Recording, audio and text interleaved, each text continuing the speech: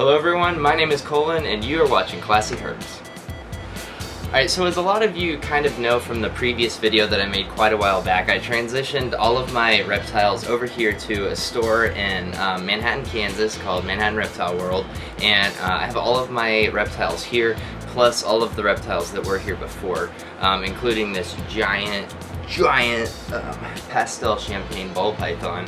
Just an example of one extraordinary animal that I get to work with here over at this store every day.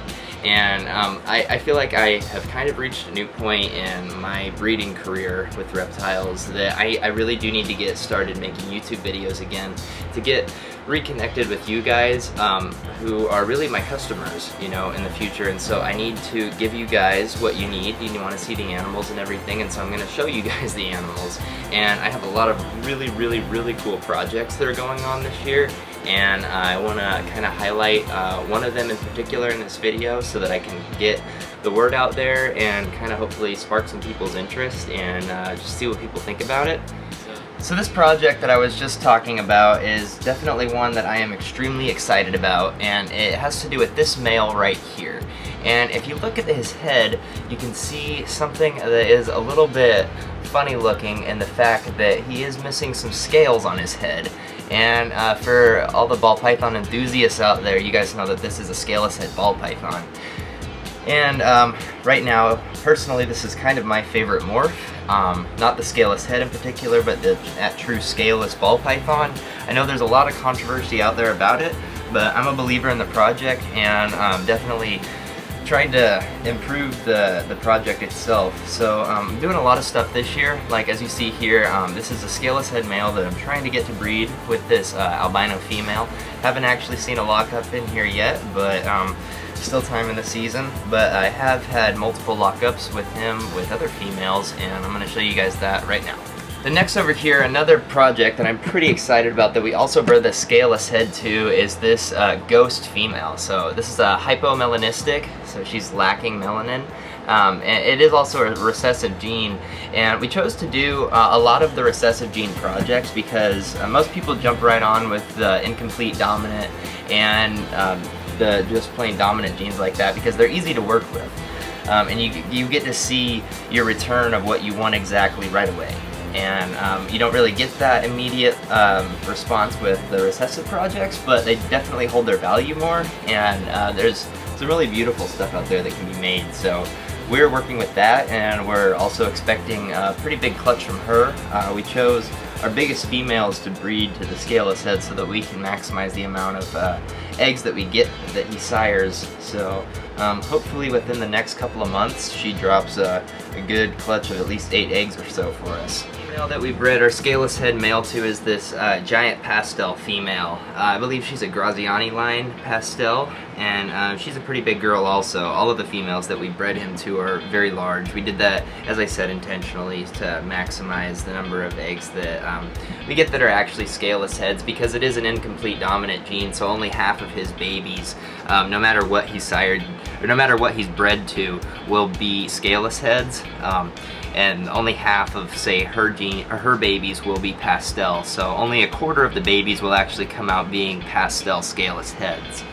So to maximize the odds of hitting more than one of those, we bred him to very large females who are gonna lay maybe 8 eggs or more to hopefully get at least 2 of what we're breeding for exactly.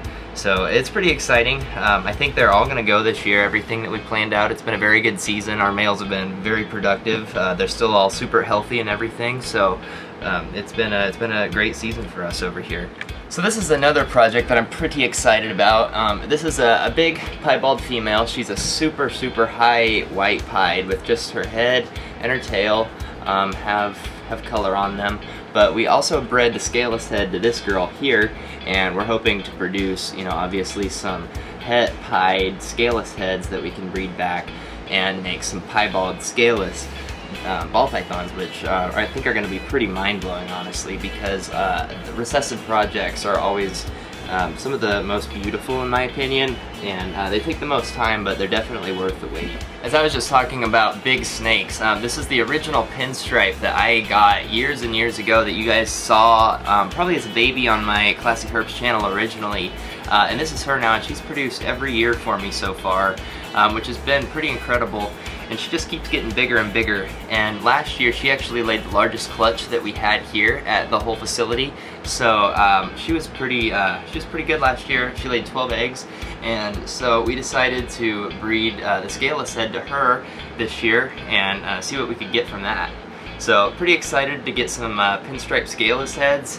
Just working with three dominant genes this year to get a diversity in the project, and we can create some pretty cool stuff when we keep adding on to get some scaleless ball pythons that have all kinds of different combo morph patterns. So here's another single gene dominant morph that we're working with that we bred the Scaleless head to, and this is a big spider. You can see that she's rolled over on her side there, so I'm thinking that she's probably going to be the first out of the Scaleless bred females to drop this year, and I'm pretty excited about that because she is a massive female. I couldn't tell you exactly how much she weighs, but she is very large. So to wrap this up, I just wanted to highlight our stud here again. He's the Scaleless head male, who I wanted to mention that he is only a year old.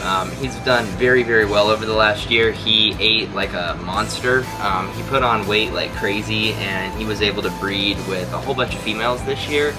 Some of the females I don't think that we were planning on putting him with were even ready to go, so I think he could have actually handled more because he's eating and he's in perfect shape, but breeding like crazy. So he's doing very good, very good. Get you a shot of maybe like the scales that are missing on his head, maybe a little bit better.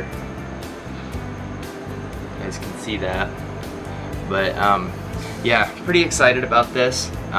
You can also see that he has the split vent, or his cloacal scale right there is split. That's a characteristic sign of Scaleless heads. I'm not really sure who noticed that originally, but kind of an odd thing to notice, but a characteristic of the Scaleless head.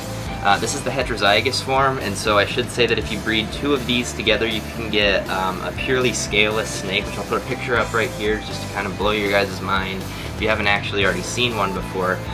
It's pretty amazing. It looks like a toy. I can't wait till I can produce one of my own.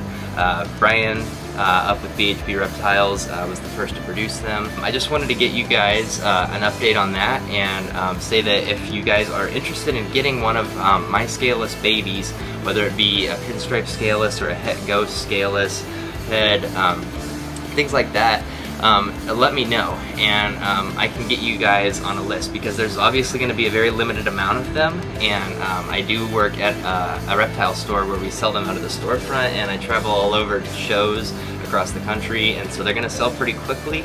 And so if you guys do want one, we're taking pre-orders on them now, so that you can guarantee that you get Classy Herps Scaleless head ball python, and kind of start working on your own projects there. So just let me know, contact me, email me at classyherps@gmail.com, and I'll leave my information in the description box below so you guys can get a hold of me. And I'm going to make some new videos soon, updating you on some other ball python projects that we have coming up. I'm pretty excited about that. It's going to be a pretty good year this year breeding ball pythons. So until next time guys, it's been Classy Herps.